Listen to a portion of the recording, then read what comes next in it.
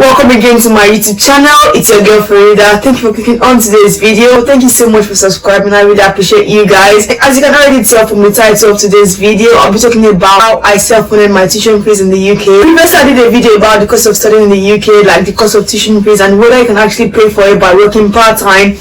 And I remember someone said a man should talk about this, like let's see what a man will say, like as if a man can also like do it easily. But anyways, I'm talking about how I self-funded my tuition fees in the UK, how easy or how difficult it was, and I hope you gain one or two things from it. So before I start about how I self-funded my tuition fees, I'm just going to do like a quick backstory about why I came to the UK and how I came to the UK. So if you're Nigerian, you know that like for you to go to university in Nigeria, you need to do the UTME, like Unified Tertiary Matriculation Examination, organized by JAM, and you have to do that and like get a particular pass mark to do the post UTME. And so when I did mine in 2016, I got 178, and I remember before I finished the exam, before I finished the CBT test, the computer went off like 10 times, and that was like crazy. Like when I got home, like after the exam, I was not even like really hopeful that I would get a high mark, and lo and behold, a lot of people at my school failed JAM that year, and it was really bad.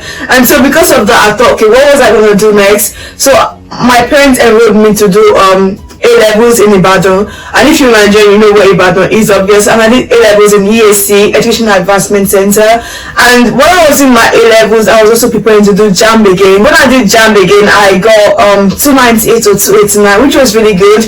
And I actually thought, okay, now that I'm doing A-levels will allow me to go into second year at Nigerian University.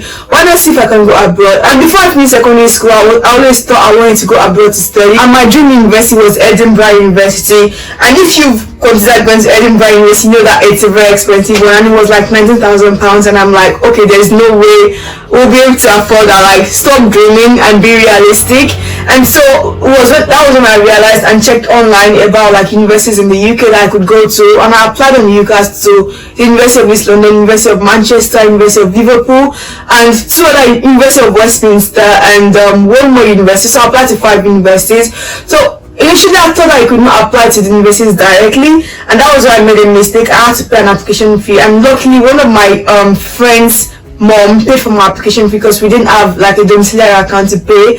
Also, I think we needed to pay in either dollars or pounds, and so our mom paid my application fee because the deadline was like literally the day I was finishing my application.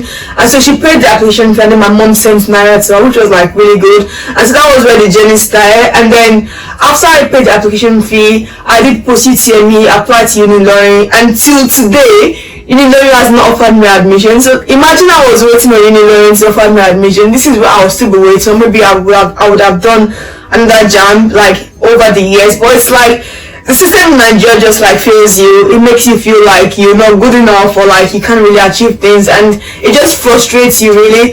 And like with 178, from 178 to like 298 or 289 to doing post UTM and getting a good mark, still no admission. I wasn't gonna beg anyway. But anyways, long story short, I applied to the University of East London. I got a place.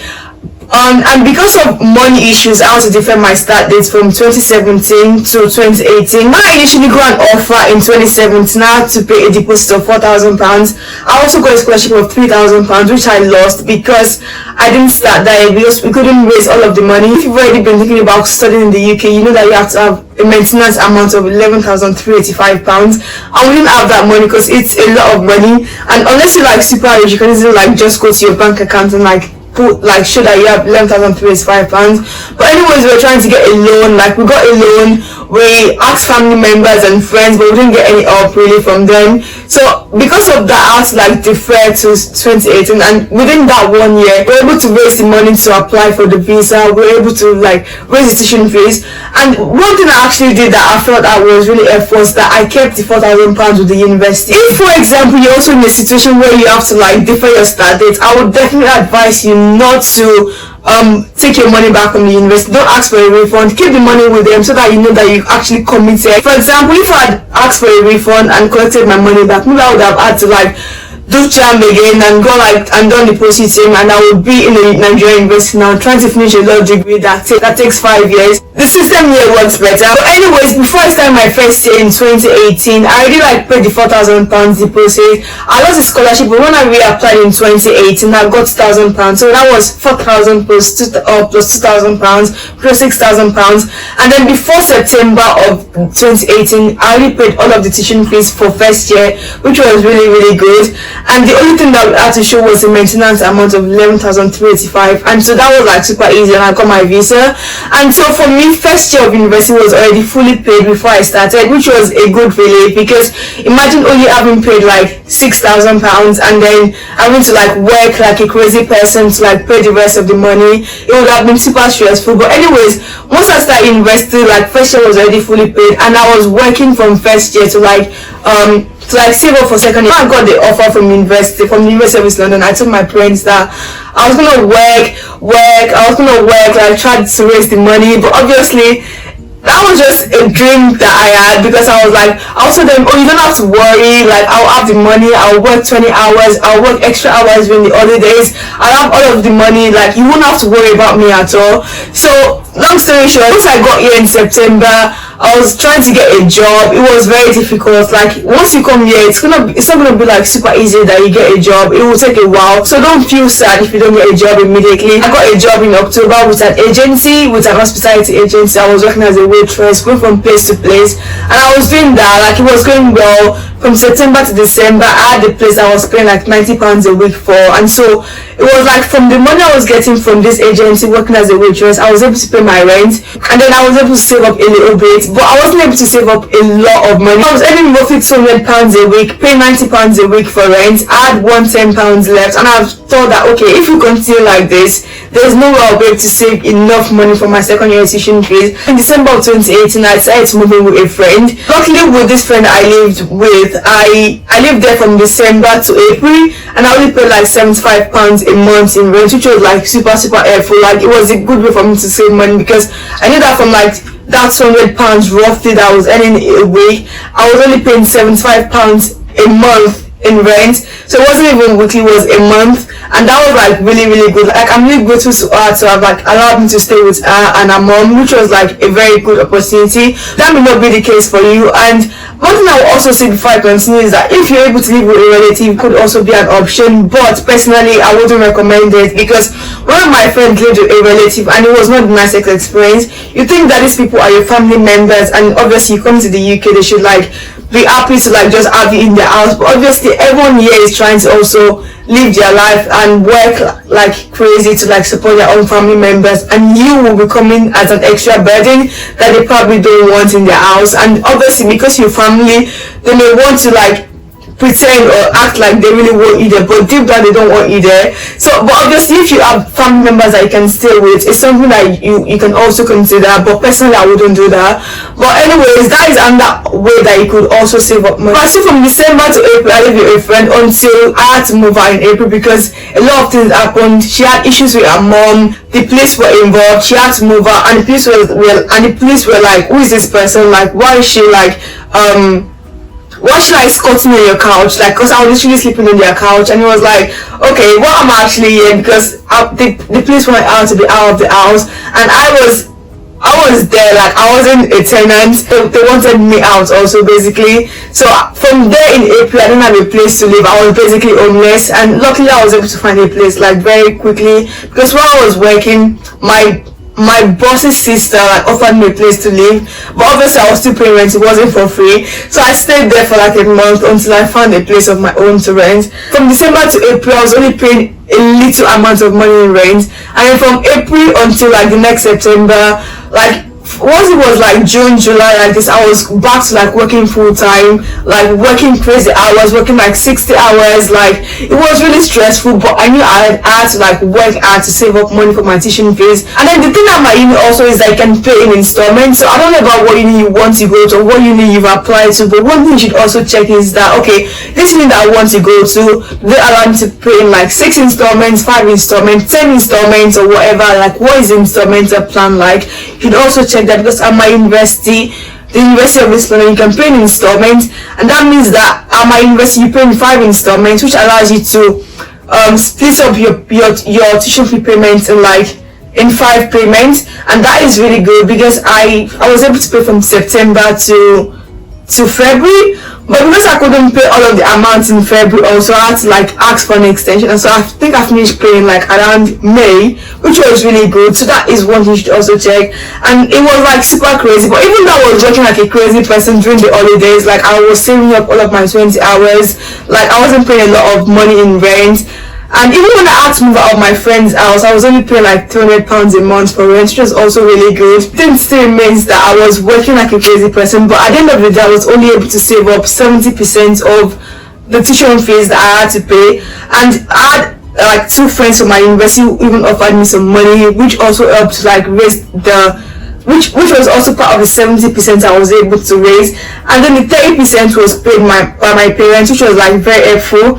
And my point is that I couldn't even save up all of the full amounts by myself, even though I was working like a crazy person during the holidays. Like during the holidays, you can like work as many hours as you want, which is really good, but then you can only stretch yourself as much as possible. I'm not trying to discourage anybody with this video. I'm just trying to say that this was how I paid my tuition fees. 70% of my tuition fees was paid for by myself, with like from working part-time, from working full-time during the holidays, from some money and support that I got from my friends at university, and then the 30% of my tuition fees in second year was paid for by my parents. And then come to final year, like second year is done, we couldn't pay the full amount by the end of the instrumental plan. Asked for an extension, which was really good.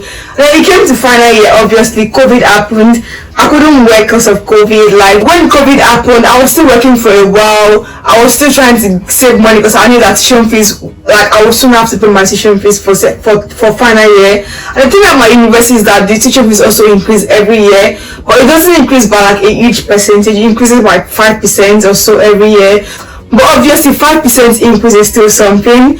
So what happened was that I was living in a place before with one of my friends. We're sharing a room together, and we're sharing a room for like £400 each, which was like really bad because we're living in Stratford, and we had a nice place to ourselves, but we were still sharing a single room.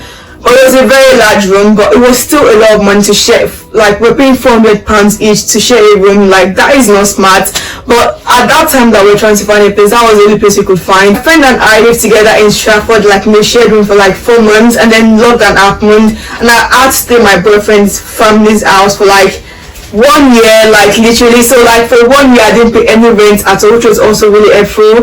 I mean, you think I'm like getting freebies from everyone, but I think that's how I was able to save up money. Because for example, when I started university, I paid rent for 3 months, and then I lived with a friend for a few months, and I got a place that was quite cheap. And then when COVID happened, obviously I moved in with my boyfriend's family, which obviously is not the usual thing, like as a Nigerian. Like it's not the thing that you want to do. Like obviously we're not married, but I'm just saying that like at times there are things that you have to do because you don't have any other option. And I felt like at that point in time I needed to like just move out, because I mean it was a good way to save money. I didn't even have a job because of lockdown, so it was like, okay, there's no job, there's no money coming in. I mean, I could have been there like working as a cleaner or something, but I would have been putting myself at risk of like catching COVID. But anyways, I lived with my boyfriend's family for like a year, and that way I wasn't paying any rent. And when I eventually got a job, when things got a little bit better with COVID, the amount I was earning, I was still saving it. And luckily my parents offered to pay my tuition fees in my final year, and that was like a huge relief, because even though I was still like trying to work, save money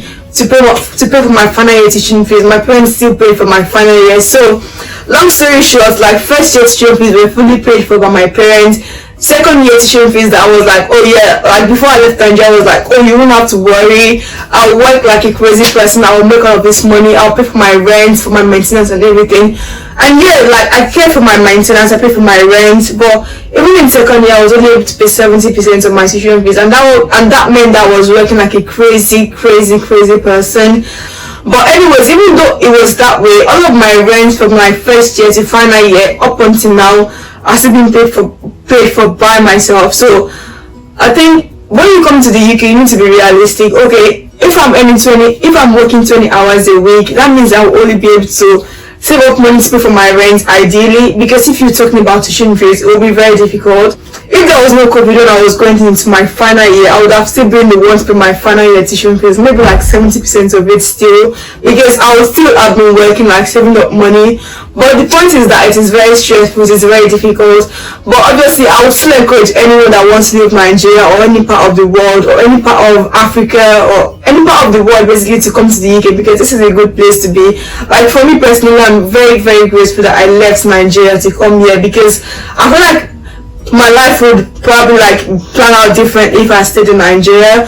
But obviously no one knows, like we don't know what could have happened if I stayed in Nigeria, or if I mean we can't tell, we don't know, we only know things that are within our own knowledge basically. But the main point of this video is that I was able to pay for my rent, maintenance, transport, everything from working 20 hours a week. But my tuition fees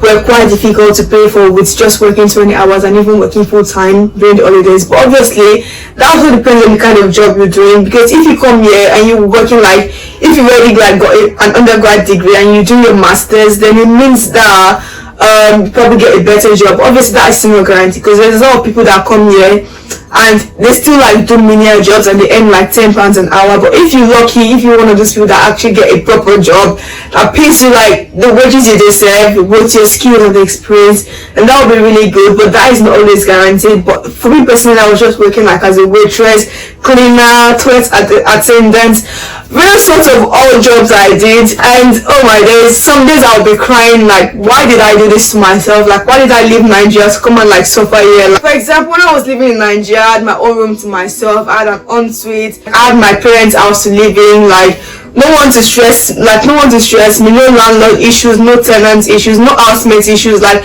it was a good place to live. But obviously you can't always just stay in your parents' house. You need to like move out at some point to try to find your own path, and I think that's what I did to myself, and I'm really grateful that I did that. But main point is that if you want to come here to study, be very smart about it, be very strategic, be very realistic with yourself, because it's not always going to be super easy. You can work 20 hours, you can work full time during the holidays, but that is still like, it must still be difficult to save up enough money for your tuition fees, especially if you come in to do like an undergrad degree. But if you're doing 1 year masters or 1 year masters with a placement here, that means you're studying for 1 year and doing 1 year placement for the second year. And if you're lucky enough and you get a placement that is actually paid, that is going to make your life super easy, because you know that, okay, this is my second year of university, I'm working full time whilst on my placement. I'm not like restricted to 20 hours of work, and that is like super good. So but obviously if you get to do an undergrad degree and you only restricted to 20 hours of work a week, and then during the same time and then full time during the holidays, it may not be the easiest thing for you. But that is still to say that don't be discouraged. Like if you not come here, just try as much as possible, save up the maintenance amount, save up the first year teaching fees, and hopefully have a plan of how you're going to pay the rest of your tuition fees, whether you're going to work 20 hours full time with holidays, and then you have support from your friends, and then you have support from your family members, because without family members support it may be quite difficult. So as much as you can work 20 hours, also make sure that you have support from your parents, because that will be very crucial to your success. But definitely if you want to come to the UK to study, like this is a good place to come to. I feel like this is a place where you can actually like realize your potentials. I'm not saying that you won't realize your potentials if you stay in your country, but I feel like for me personally, it has worked well for me. It was very difficult, like it was super difficult until like I said, I would cry. I'll be like, I want to go back home or whatever. Like, why did I do this to myself? Why did I decide to leave Nigeria? And the thing is that when you come here, people think that this person has japa, this person has left Nigeria, like their life is now better. But that is a lie, because once you come here, you're struggling, you're working like a crazy person, you're trying to make ends meet, but people don't see that. People see you on Instagram and you post like a nice picture of yourself, like enjoying life, but deep down you know that you're just trying to make it look like you're actually having fun. But true to yourself, you know that's not the case. But that is a story for another day. But thank you for watching today's video. I hope you gained some useful things from what I said about how I paid my tuition fees. It wasn't the easiest, but it's done now, it's over. If I didn't make that first step to apply to university in the UK, maybe I would still be in Nigeria and I'm trying to finish my degree.